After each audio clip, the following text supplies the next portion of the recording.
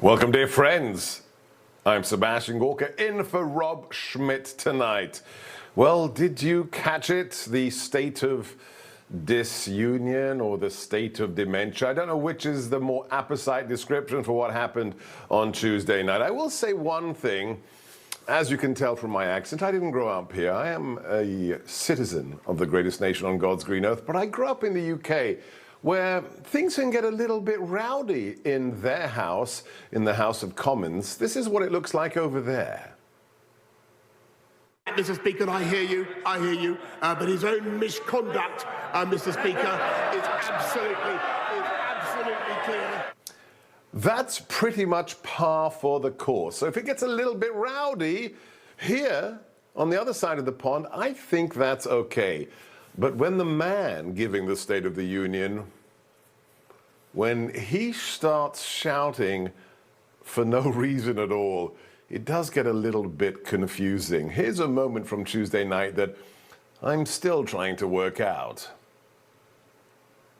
Name me a world leader who changed places with Xi Jinping. Name me one. Name me one. What does he mean?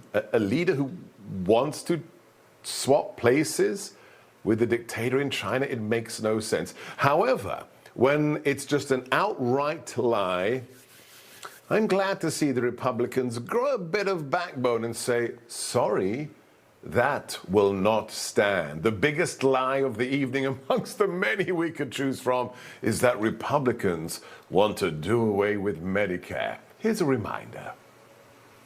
Some of my Republican friends want to take the economy hostage. I get it, unless I agree to their economic plans.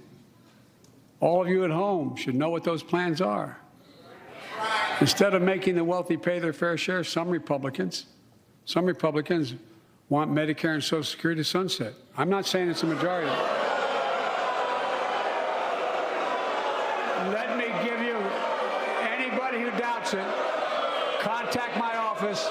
I'll give you a copy. I'll give you a copy of the proposal. That means Congress doesn't vote. Well, I'm glad to see you. No, I tell you, I enjoy conversion. What is he talking about? When it's not the incomprehensible and when it's not outright lies, now and again, the truth peeked through the state of delusion. And here he is telling all the world what he thinks of your Second Amendment rights. And when I talk to a couple of them, they say, we're afraid you're going to shut down all the oil wells. Ban assault weapons now. Ban them now. Once and for all.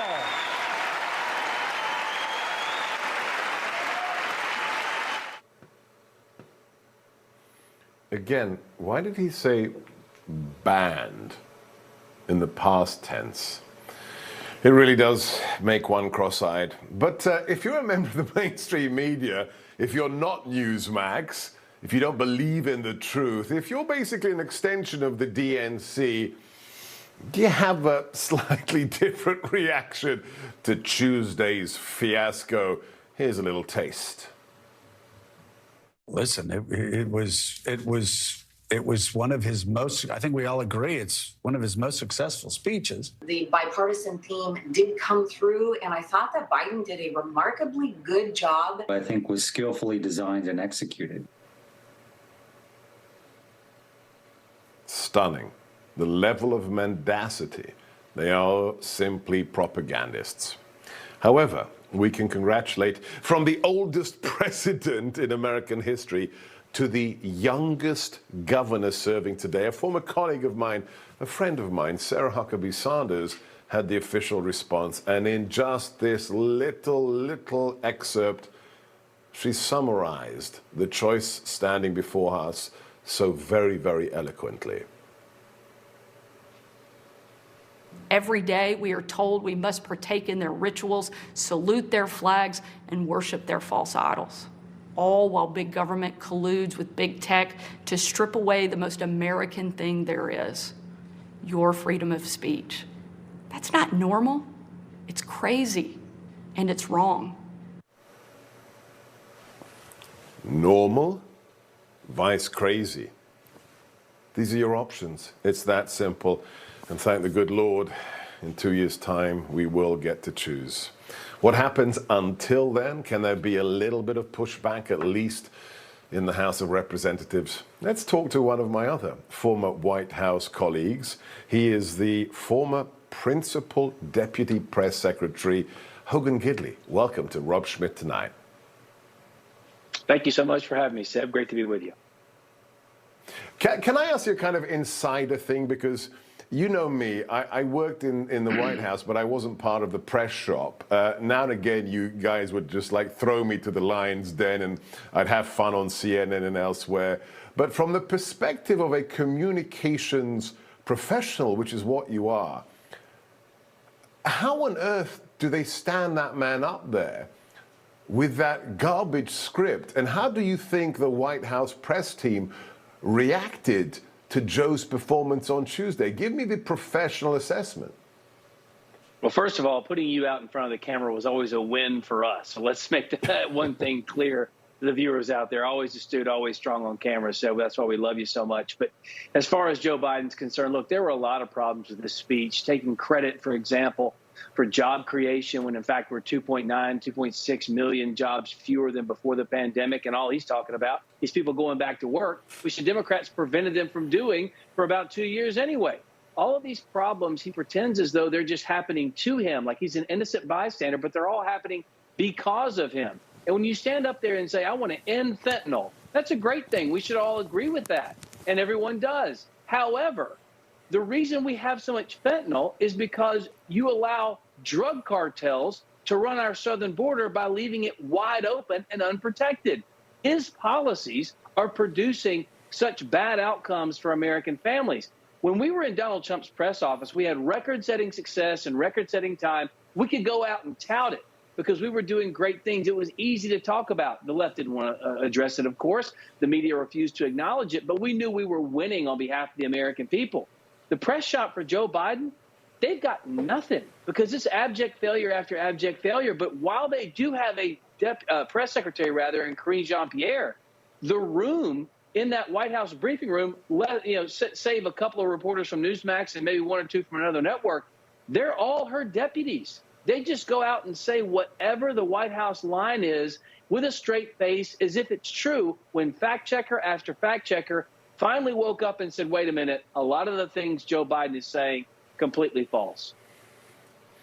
Now, I love the way you did that you got to use that imagery, those visuals. It's absolutely true, with the odd exception of just a couple of people like our buddy James Rosen. The rest of the people in that briefing room are actually working for the DNC, for the White House, for Karine Jean-Pierre. But let's open the aperture a little bit, Hogan. So it's not just the hacks, the people inside the building with the press credentials who are the amplifiers of the propaganda. There's also what happens on social media. Now, this week we had the new oversight committees begin. We had the weaponization of the DOJ FBI hearings begin. And one of the most, all of it is impressive, and congratulations to Kevin McCarthy. But one of the most powerful moments was yesterday when that pistol, that 90-pound pistol, Lauren Boebert, gave us another image that we must address if we believe in the fourth estate, and it has to do with the deep state and social media. Here's a clip. Now, from the hearing that I've been a part of today, it's almost impossible to tell where the FBI ends and where Twitter begins. We have Mr. Baker here, a former FBI agent, and there seems to be a revolving door between the FBI and Twitter itself. Even Mr. Baker said that there was no collusion with the federal government and Twitter. But Mr. Baker, that's you. You are the collusion between the federal government and the FBI.